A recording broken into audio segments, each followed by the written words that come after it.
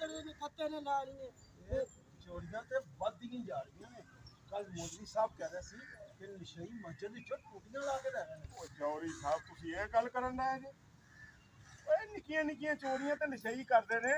ਕੱਲ ਮੈਂ ਸਰਾਣੇ ਥੱਲੇ ਉਸ ਤਰ੍ਹਾਂ ਰੱਖਿਆ ਸੀ, ਉਹ ਚੋਰੀ ਕਰਕੇ ਲੈ ਗਏ ਨੇ। ਵਾਪਸੀ ਤਾਂ ਸਿਰਫ ਉਸ ਤਰ੍ਹਾਂ ਦੀ ਡੰਡੀ ਦੇ ਗਏ ਨੇ। ਤੋਬਾ ਅੱਲਾ ਮਾਫੀ ਦੇਵੇ। ਇਹ ਨਸ਼ੇ ਦੀ ਲਾਨਤ ਬੜੀ ਬੁਰੀ ਹੈ ਜੀ। ਫੱਜੂ ਨਹੀਂ ਆਪਣਾ ਫੱਜੂ। ਆਹੋ ਉਹਦੀ ਧੀ ਉਹਦੇ ਆਪਣੇ ਪਿਓ ਲਈ ਨਸ਼ਾ ਲੈਣ ਗਈ, ਆਪਣੀ ਇੱਜ਼ਤ ਉਤਾਰ। ਇਹਨਾਂ ਨਸ਼ਿਆਂ ਦਾ ਕੁਝ ਕਰਨਾ ਹੀ ਪੈਣਾ। ਇਹਨਾਂ ਦੀ ਵਾਰਦਾਤ ਤਾਂ ਬਹੁਤ ਵਧੀਆ ਹੈ। ਹੁਣ ਅਸੀਂ ਜਾਣੀਏ ਕਿ ਨਸ਼ੇ